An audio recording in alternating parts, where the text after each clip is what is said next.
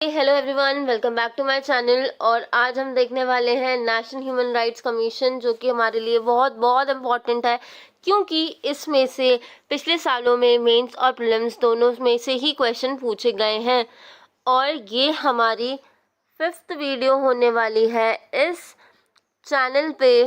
अगर आपने बाकी पिछले की वीडियोस नहीं देखी हैं तो प्लीज़ उनको देखें। अगर अच्छी लगे तो लाइक करें, शेयर करें और चैनल को सब्सक्राइब करें और हमारे साथ जुड़े रहें अपने करंट अफेयर्स की जर्नी पूरी करने के लिए, जो कि आपको 2025 अटेम्प्ट में बहुत हेल्प करेगी।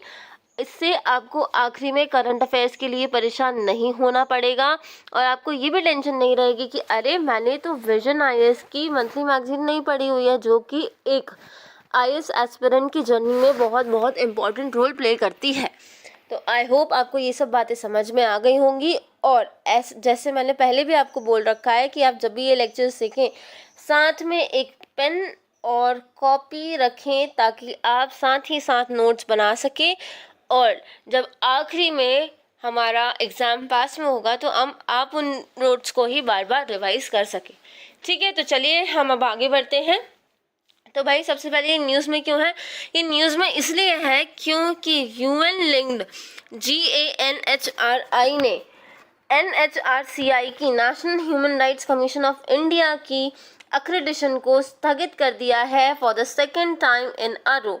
अब ये सब चीज़ें क्या है, बैकग्राउंड इसका बाद में देखेंगे। सबसे पहले हम देख लेते हैं NHRC के बारे में, है ना, क्योंकि इसमें से ही प्रीलिम्स में क्वेश्चन बनेगा और मेंस में तो क्वेश्चन बना ही हुआ है। आपका आज का होमवर्क है कि आप जाके PYQ देखें मेंस का, है ना, जो कि NHRC पे आया हुआ है। ठीक, तो चलिए आगे बढ़ते हैं। हम सबसे पहले देख लेते हैं कि हेडक्वार्टर्स कहाँ है NHRC के। तो वो है न्यू दिल्ली में। और कैसी बॉडी है ये? एक स्टैट्यूटरी बॉडी है। अगर क्वेश्चन आता है कि NHRC एक स्टैट्यूटरी बॉडी है, तो जी हाँ, ये एक स्टैट्यूटरी बॉडी है जो कि protection of human rights act 1993 के अंडर बनी हुई है। और ये दो बार क्या है, अमेंड हो चुकी है। ठीक है, फिर protection of human rights act define करता है ह्यूमन राइट्स को। किस तरीके से ह्यूमन राइट्स को डिफाइन करता है? देखो, ये बहुत ही इंपॉर्टेंट है। अगर ह्यूमन राइट्स के ऊपर से कोई भी क्वेश्चन आता है इंडिया के कंटेक्स्ट में, तो आप ह्यूमन राइट्स की डेफिनेशन तो लिखेंगे ही लिखेंगे इसके थ्रू। साथ में आप ये भी कोट कर दें कि इसको कौन डिफाइन कर रहा है। PHRA एक्ट 1993 डिफाइन कर रहा है। इससे एग्जामिनर के ऊपर बहुत अच्छा इम्पैक्ट पड़ेगा कि अरे वाह, एक ऑथेंटिक आंसर लिखा है आपने। ठीक, तो PHRA कैसे डिफाइन करता है ह्यूमन राइट्स को? वो राइट्स जो कि रिलेट करते हैं life, liberty, equality and dignity of an individual. ये जो राइट्स हैं ये गारंटी किए जाते हैं कॉन्स्टिट्यूशन के द्वारा या फिर किसी भी इंटरनेशनल कॉवेनेंट्स में एम्बडीड होते हैं और इन्फोर्सिएबल हो कोर्ट्स के द्वारा। इंडिया में उन्हें ह्यूमन राइट्स बोलते हैं। ठीक है, आप हर किसी राइट को उठा के ये नहीं कह सकते हैं कि अरे ये तो ह्यूमन राइट है। वो ह्यूमन राइट तभी बनेगा अगर वो इन्फोर्सिएबल है किसी भी कोर्ट द्वारा इंडिया में, वो किसी भी इंटरनेशनल कोवेनेंट में एम्बडीड हो या फिर उसको कॉन्स्टिट्यूशन गारंटी कर रहा है। और वो किससे रिलेट कर रहे हैं? Life, liberty and equality and dignity of the individual से। आई होप आपको इतना समझ में आया होगा। नेक्स्ट है हमारा NHRC की अपॉइंटमेंट को लेके। ठीक है, तो अपॉइंटमेंट को लेके है तो चेयरपर्सन्स होते हैं, फिर मेंबर्स होते हैं कमीशन में, जो कि अपॉइंट किसके द्वारा किए जाते हैं? President of India. नोट्स में लिख लें, NHRC appointment president of India, है ना। किसके रिकमेंडेशन पे? एक कमेटी बिठाई जाती है जिसको हेड कौन करते हैं? प्राइम मिनिस्टर तो हेड करते हैं, लेकिन उसमें लोकसभा के स्पीकर भी होंगे, minister in charge of ministry of home affairs भी होंगे, लीडर ऑफ अपोजिशन भी होंगे लोकसभा और राज्यसभा के, और डिप्टी चेयरमैन ऑफ राज्यसभा भी होंगे। ठीक है, टेन्योर क्या है NHRC का? देखो, ये एक स्टैटिक पार्ट है, आपने इसको लक्ष्मीकांत में डेफिनेटली पढ़ा ही होगा। फिर NHRC का टेन्योर क्या है, तो चेयरपर्सन और मेंबर्स हैं एनएचआरसी के, वो ये ऑफिस कंटिन्यू करेंगे 3 साल तक या फिर 70 ईयर्स तक, ठीक है, जो भी अर्लियर हो। जो चेयरपर्सन है और मेंबर्स हैं, क्या वो रीअपॉइंटमेंट के लिए एलिजिबल है? Yes, they are definitely eligible for reappointment. फिर देखो कंपोजिशन देख लेते हैं, तो इसमें एक चेयरपर्सन होते हैं जो कि retired chief justice of India होंगे या फिर सुप्रीम कोर्ट के जज होंगे। फिर इसमें 5 फुल टाइम मेंबर्स होते हैं और 7 डीम्ड मेंबर्स होते हैं, ठीक है। डीम्ड मेंबर्स का मतलब क्या होगा कि अगर कोई भी एक पर्सन है वो इसका चेयरमैन है, तो वो डेफिनेटली ऑटोमेटिकली क्या हो जाएगा, इसका मेंबर हो जाएगा एनएचआरसी का, ठीक है। तो फुल टाइम मेंबर्स क्या होंगे भाई, कौन कौन है भाई, रिटायर्ड या फिर सर्विंग जज ऑफ द सुप्रीम कोर्ट, कोई भी रिटायर्ड और serving chief justice of a high court. फिर 3 मेंबर्स होंगे, ये हो गया 1+1, ये 2 हो गए। फिर 3 अदर मेंबर्स होंगे to be appointed from the person having knowledge and practical experience in matters of human rights, ठीक है। आया समझ में? 5 मेंबर्स में कौन होंगे, 1+1 तो होंगे रिटायर्ड या सर्विंग जज of the supreme court, second होंगे रिटायर्ड या serving chief justice of the high court, और फिर बाकी के 3 जो है वो ऐसे मेंबर्स होंगे जो कि नॉलेज या फिर प्रैक्टिकल एक्सपीरियंस रखते हैं ह्यूमन राइट्स मैटर में। अब इन 3 में से 1 जो होंगी वो वुमेन होंगी, उनको एक महिला ही होना चाहिए, ठीक है।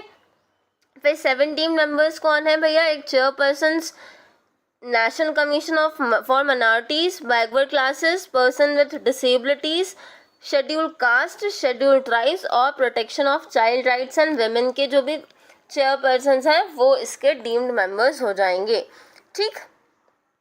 फिर क्या है, रिमूवल देख लेते हैं। हमने अपॉइंटमेंट देख लिया, कौन करता है, प्रेसिडेंट करता है, कमेटी बैठाता है और कमेटी का हेड कौन होता है, प्राइम मिनिस्टर होता है। उसमें कौन कौन से मेंबर्स होते हैं हमने अभी देख लिया। टेन्योर क्या है, 3/70 ईयर्स है, जो भी पहले हो जाए, या तो 3 साल पहले हो जाए या फिर 70 ईयर्स हो जाए। और फिर क्या देखा था, क्या वो रीअपॉइंटमेंट के लिए एलिजिबल है? जी हाँ, वो रीअपॉइंटमेंट के लिए एलिजिबल है। तो रिमूवल, वो चेयरपर्सन और मेंबर हैं वो रिमूव किए जा सकते हैं ऑफिस से by the order of the president. क्या प्रेसिडेंट मनचाहा ऑर्डर ला सकता है? नहीं, कुछ ग्राउंड्स हैं, या तो प्रूव्ड मिसबिहेवियर हो या फिर incapacity after consultation with the supreme court. President supreme court से कंसल्ट करेंगे और क्या ग्राउंड है, मिसबिहेवियर या फिर इनकैपेसिटी, ठीक है। फिर पावर्स क्या क्या है एनएचआरसी की, it has all the powers of a civil code, ठीक है, trying a suit under the code of civil procedure 1908। किसके अंडर काम करेगा वो, सिविल प्रोसीजर 1908 के तहत ट्राई करता है।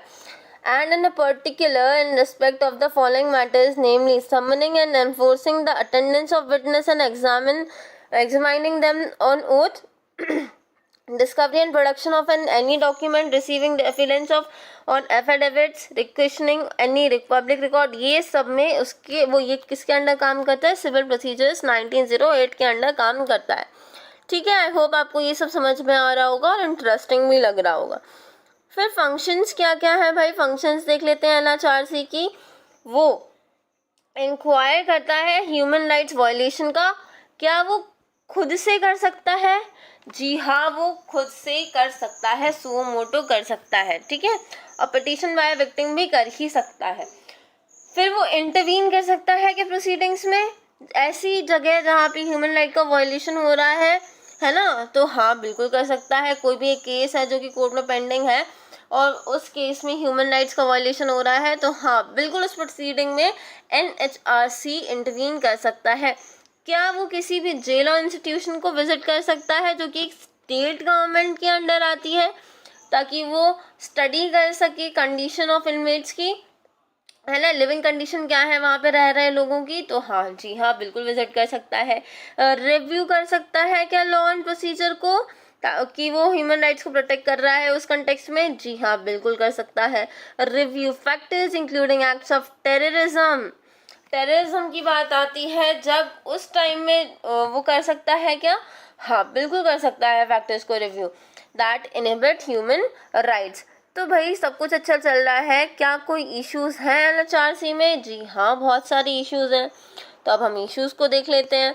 तो भाई ये है कि एनएचआरसी के साथ एक दिक्कत है कि अगर कोई भी एक वायलेशन हुआ है ह्यूमन राइट्स का और उसको हुए 1 साल से ज़्यादा हो गए हैं, तो फिर एनएचआरसी उसको हाथ में नहीं ले सकता। इवन आफ्टर उसके जुरिसडिक्शन में आता है तब भी वो नहीं कर सकता है। और साथ ही साथ जो अभी जीएनएचआरआई ऊपर देखा था, उसके एससीए ने पॉइंट आउट किए कुछ और इश्यूज, है ना। आप बिल्कुल इसको मेंशन करें इस इंस्टीट्यूशन को, आपके आंसर्स में डेफिनेटली आपको एक एज देगा वो, कि भैया following are the issues recognised by SCA of GNHRI. ठीक है, क्या है कि भैया लैक ऑफ डाइवर्सिटी है। 95 आउट ऑफ 393 स्टाफ पोजीशन जो हैं वो वेमेन हेल्ड कर रही हैं। सोचो 393 अराउंड 400 स्टाफ में से सिर्फ 100 जो है वो ही वेमेन पोजेस कर रही हैं, तो 1/4, ये तो बहुत कम नंबर हुआ ना। तो भाई ये दिक्कत है एक। और गवर्नमेंट डोमिनेटेड सिलेक्शन कमेटी है। आप देखें पूरी की, अब प्रेसिडेंट हैं, प्राइम मिनिस्टर हैं, स्पीकर ऑफ लोकसभा है, और अपोजिशन पार्टी में से तो सिर्फ 2 ही लोग आ रहे हैं। तो ये क्या है, जो भी सिलेक्शन हो रहा है वो गवर्नमेंट डोमिनेटेड हो रहा है, तो उसकी ऑटोनॉमी पे एक क्वेश्चन मार्क उठ जाता है। गवर्नमेंट इंटरफेरेंस भी बहुत ज़्यादा है ना। Recruiting civil servants with the rank of secretary at secretary general, तो यहाँ पे गवर्नमेंट इंटरफेरेंस भी बहुत ज़्यादा है। इन्वेस्टिगेशन रिसोर्सेज, तो एनएचआरसी जो है सिर्फ काय पर रिलाई करता है, डेप्यूटेड ऑफिशियल्स फॉर इन्वेस्टिगेशंस, है ना।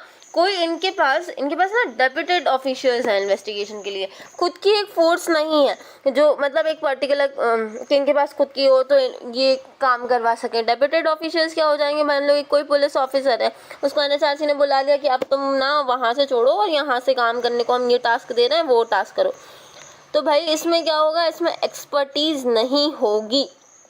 ठीक है, अकाउंटेबिलिटी भी लैक करेंगे वो लोग। फिर limited engagement with civil society, देखो ह्यूमन राइट्स की बात आ रही है तो सिविल सोसाइटी जो है वो मेजर स्टेक होल्डर है। तो मेजर स्टेक होल्डर होने के बावजूद भी लिमिटेड एंगेजमेंट है, तो there is a lack of effective engagement with civil society, है ना, एंड ह्यूमन राइट्स डिफेंडर। अब है हमारा वे फॉरवर्ड। देखो हमने आपको पहले ही बोला है वे फॉरवर्ड की ब्यूटी क्या है कि जो भी हमारे इश्यूज होते हैं उससे ही लिंक्ड हो जाता है हमारा वे फॉरवर्ड। तो चलो देखते हैं। ऑटोनॉमी का देखा था कि लैक ऑफ ऑटोनॉमी है भैया, गवर्नमेंट डोमिनेंस है, तो सबसे पहले क्या है, इंडिपेंडेंस लाओ उसमें। फिर इन्वेस्टिगेशन का देखा हमने कि डेप्यूटेड टास्क फोर्स देते हैं, डेप्यूटेड, तो डेप्यूटेड की जगह क्या कर दो, इंडिपेंडेंट पुलिस कंप्लेंट कमीशन ला दो भैया।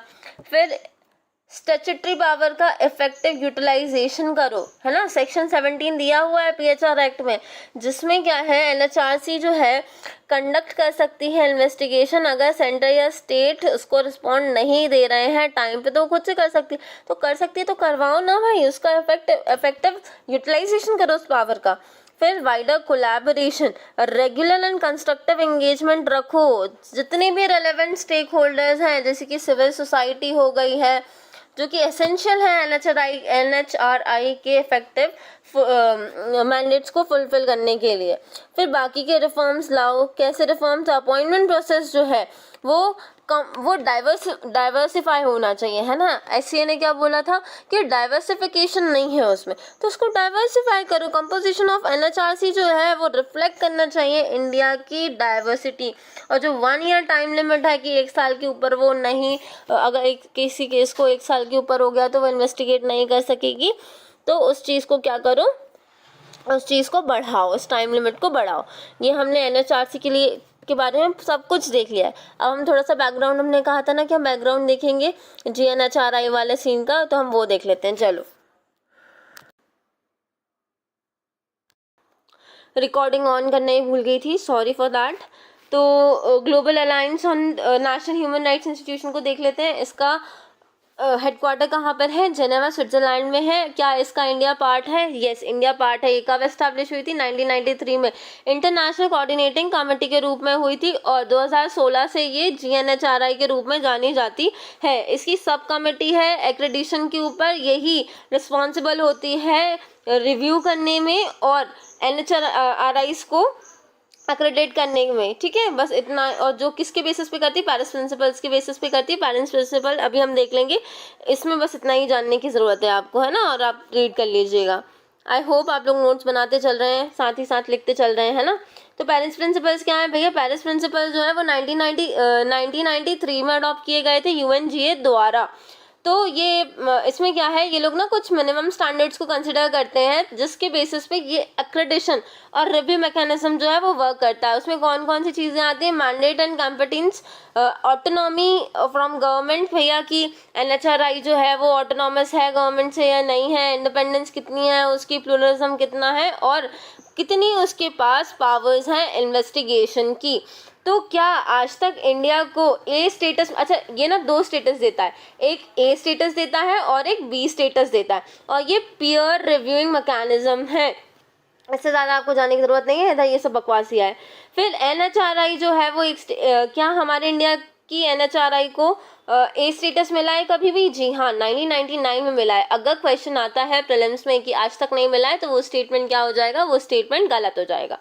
ठीक है, फिर 2016 में और 2013 में एक्रेडिशन को अभी स्थगित कर दिया गया है, डिफर्ड कर दिया गया है कुछ टाइम के लिए, क्योंकि वो कुछ क्या कर रही थी, lack of diversity in staff और लीडरशिप थी उसमें, और इनसफिशिएंट एक्शंस लिए थे मार्जिनलाइज्ड ग्रुप्स को प्रोटेक्ट करने के लिए। सो आई होप आपको ये टॉपिक समझ में आया होगा अच्छे से, और आपने इफेक्टिव नोट्स भी लिए होंगे इसके, जिसको आप आखिरी में रिवाइज कर सकें।